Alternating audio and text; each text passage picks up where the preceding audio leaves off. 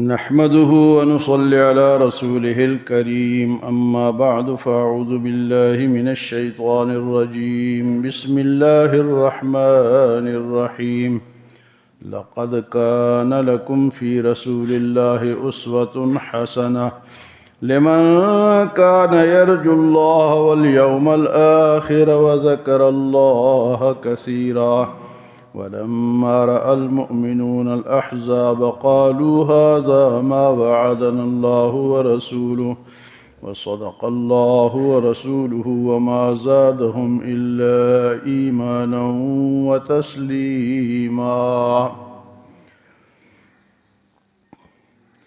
غزوہ احزاب میں ابھی تک منافقین کے کردار کے بارے میں اللہ پاک نے بتایا کہ منافقین کا کیا کردار رہا ہے۔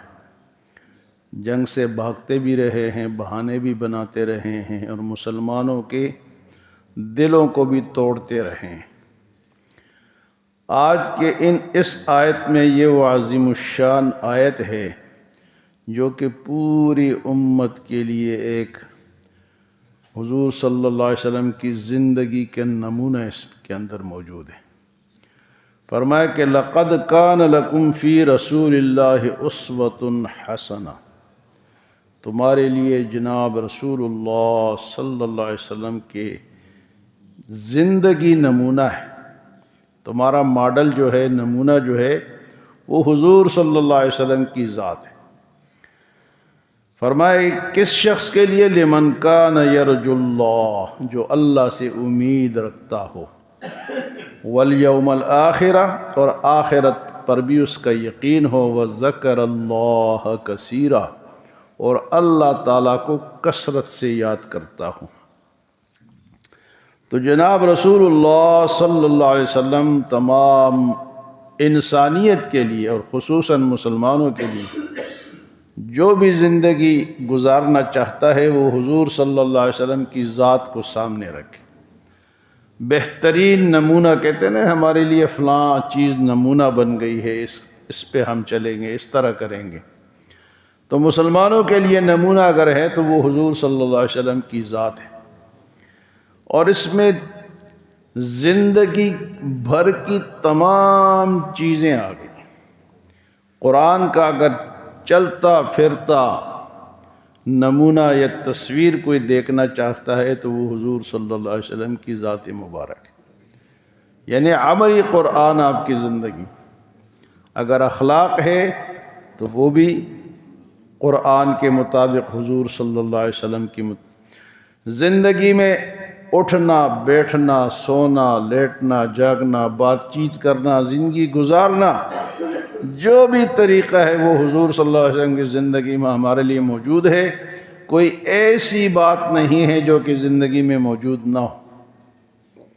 تو مسلمان کا کام یہ ہے کہ وہ ہر اس چیز کو سیکھے اور اس پہ چلے۔ حتیٰ کہ حضور صلی اللہ علیہ وسلم کی زندگی میں حکومت کرنے کا طریقہ بھی موجود ہے۔ آپ کمانڈر ان چیف بھی تھے، فوج کے کمانڈر بھی تھے، آپ حکومت کے سربراہ بھی تھے، آپ ایک باپ بھی تھے، آپ ایک بھائی بھی تھے، آپ ایک شوہر بھی تھے۔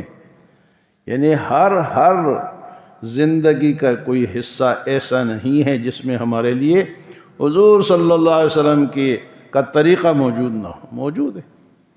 تو صرف یہ ہے کہ ہمارے اندر کوتاہی کیا ہے کہ ہم اس طریقے کو اپناتے نہیں ہیں، ہم غیروں کے طریقوں کے پیچھے چلتے ہیں، ہمیں دنیاوی طریقے پسند ہیں۔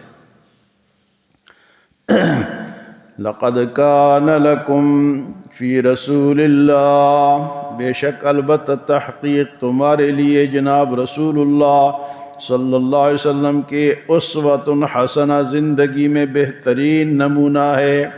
لمن کان یرجو اللہ، جو اللہ تعالیٰ سے امید رکھتا ہو، والیوم الآخر، اور آخرت کا بھی یقین رکھتا ہو، وذکر اللہ کثیرا، اور وہ شخص اللہ کا ذکر بھی کثرت سے کرتا ہو۔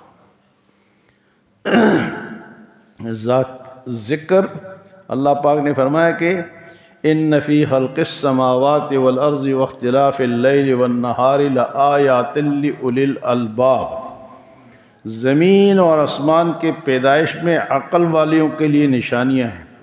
پھر اللہ پاک نے فرمایا کہ وہ عقل والے کون ہیں؟ الذین یذکرون اللہ قیاما وقعودا وعلی جنوبہم وَيَتَفَكَّرُونَ فِي خَلْقِ السَّمَاوَاتِ وَالْأَرْضِ۔ عقل والے وہ ہے جو کھڑے بیٹھے لیٹے ہر وقت وہ اللہ کا ذکر کرتے، یہ عقل والے، یہ ہے عقل والے۔ اور ذکر اللہ تعالیٰ کی ایک ایسی عبادت ہے کہ یہ آپ چلتے پھرتے کر سکتے ہیں، اس کے لیے وضو بھی شرط نہیں ہے۔ ہاں جی، اب یہ نہ کہ اگر کوئی آدمی یا خاتون جنابت میں ہو تلاوت تو نہیں کر سکتے، لیکن وہ ذکر کر سکتے ہیں، ذکر وہ کر سکتے ہیں۔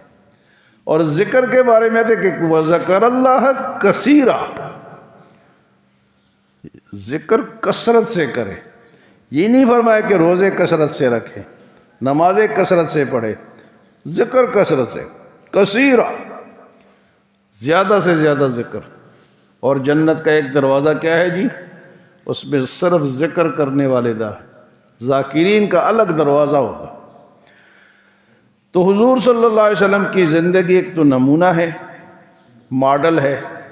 کسی نے بھی کوئی کام کرنا ہو تو وہ حتیٰ کہ تجارت کرنی ہو، دکانداری کرنی ہو، وہ کوئی افسر ہے، وہ کوئی کمانڈر ہے، وہ کوئی حکومت کا سربراہ ہے، وہ گھر کا بڑا ہے، ہر چیز موجود ہے۔